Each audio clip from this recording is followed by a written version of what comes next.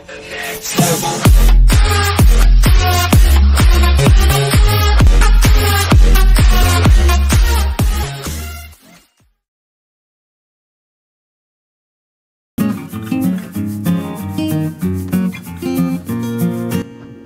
Friends, কেমন আছেন? সবাইকে রমজানের শুভেচ্ছা।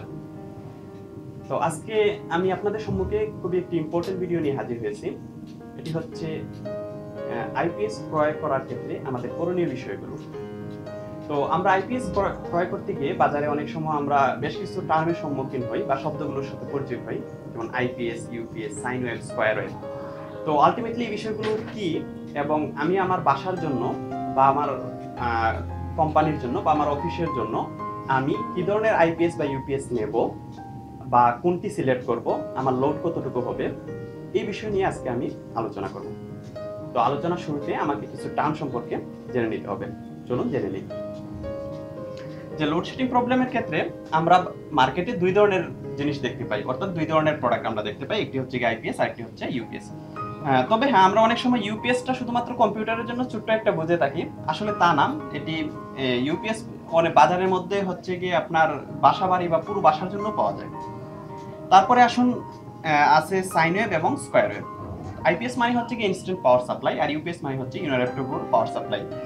তো সাইন ওয়েভ প্রত্যেকটারই আবার হচ্ছে সাইন ওয়েভ আছে এবং হচ্ছে স্কয়ার ওয়েভ আছে। তো আলটিমেটলি সাইন ওয়েভ এবং স্কয়ার ওয়েভ জিনিসটা কি? আপনার সাইন ওয়েভটা হচ্ছে আপনার এরকম প্রায়, আর স্কয়ার ওয়েভটা হচ্ছে আপনার এরকম। তো সাইন ওয়েভটি হচ্ছে কি আমাদের লোডের জন্য উপকারী, অর্থাৎ ফ্যান লাইটের জন্য উপকারী, বাট স্কয়ার ওয়েভটা দিয়ে চলে, বাট সেটি উপকারী না। আসলে এখন হচ্ছে কি সাইন ওয়েভ এবং স্কয়ার ওয়েভের আমরা ডিফারেন্সগুলা দেখে আসি, অর্থাৎ পার্থক্যগুলা দেখে আসি। তো সাইন ওয়েভ আমরা অ্যাপ্লিকেশন করতে পারি মোটরের ক্ষেত্রে, বাট স্কয়ার ওয়েভ আমরা অ্যাপ্লিকেশন করতে পারি মোটরের ক্ষেত্রে, বাট সাইন ওয়েভটা আমাদের জন্য সুবিধা হয় ডেস্কটপ বা ল্যাপটপে, বাট স্কয়ার ওয়েভ ল্যাপটপ কিংবা ডেস্কটপের জন্য সুবিধাজনক না। তো নয়েজ অর্থাৎ শব্দ কেমন হবে? আমরা যদি সাইন ওয়েভ ইউজ করি, স্কয়ার ওয়েভ ইউজ করি, তাহলে আমাদের শব্দটা সবচেয়ে বেশি হবে, এবং সাইন ওয়েভ যদি ইউজ করি তাহলে সেটা আমাদের নরমাল শব্দ হবে, ফ্যান বা লাইটের, অর্থাৎ কোনো অতিরিক্ত শব্দ করবে না। সেফটি, স্কয়ার ওয়েভটা আমাদের জন্য সেফটি কম, বাট সাইন ওয়েভটা সবচেয়ে বেশি সেফটি। আর স্কয়ার ওয়েভটা আমাদের জন্য হচ্ছে ইকোনমিক্যাল, অর্থাৎ আমরা মোটামুটি নরমাল দামে কিনতে পারি, বাট সাইন ওয়েভটা আমাদের জন্য প্রাইসটা একটু বেশি নেই। তো চলুন আমরা কিভাবে আইপিএস এর মানটা নির্ণয় করব। তো আইপিএস এর মানটা নির্ণয় করার ক্ষেত্রে আমাকে জানতে হবে ফার্স্টে লোড ক্যালকুলেশন। লোড ক্যালকুলেশনের মধ্যে হচ্ছে আমাকে জানতে হবে লাইট, ফ্যান, ডেস্কটপ, ল্যাপটপ কতটুকু লোড নেয়। তো লাইট, ফ্যান, ডেস্কটপের মধ্যে আমরা দেখতে পাচ্ছি যে লাইট 10 থেকে 30 ওয়াট, ফ্যান 70 থেকে 80 ওয়াট, ডেস্কটপ 500, আর ল্যাপটপ আপনার নেয় হচ্ছে 60 ওয়াট। তো এর মাধ্যমে আপনি ক্যালকুলেশন করতে পারবেন। ধরুন আপনার হচ্ছে গিয়ে দুটি ফ্যান এবং দুটি লাইট আপনি চালাবেন আইপিএস এর মাধ্যমে। তো দুটি ফ্যান এবং লাইটে আপনার সর্বোচ্চ নিবে হচ্ছে গিয়ে 80, 160, আর 30 হচ্ছে গিয়ে আপনার 60, অর্থাৎ 330-20 এর মতো নিবে। আপনি 420 এর একটি আইপিএস কিনলে মোটামুটি আপনি চালাতে পারবেন।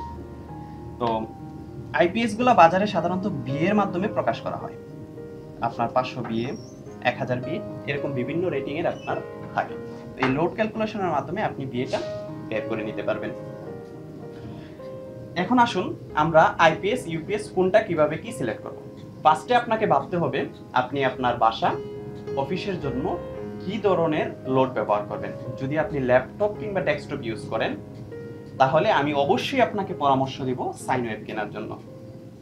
যদি আপনি নরমালি লাইট ফ্যান ব্যবহার করেন, স্কয়ার ওয়েভ কিনতে পারেন, সমস্যা নাই। এখন আসেন আপনারা আইপিএস না ইউপিএস ব্যবহার করবেন।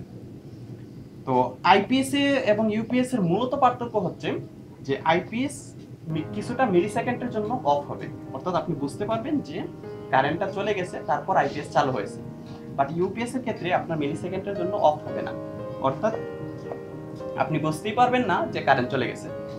তাছাড়া আরেকটি প্রবলেম হচ্ছে আইপিএস এর ক্ষেত্রে আপনার কম্পিউটারের ডাটা মুছে যেতে পারে, বাট ইউপিএস চালালে আপনার কম্পিউটারের ডাটা মুছে যাবে না। তো আপনি যদি বাসার জন্য ডেস্কটপ বা ল্যাপটপ ইউজ করে থাকেন, তাহলে আপনাকে আমি সাজেস্ট করব ইউপিএস নিতে। তারপরে আসুন স্কয়ার ওয়েভ এবং সাইন ওয়েভ।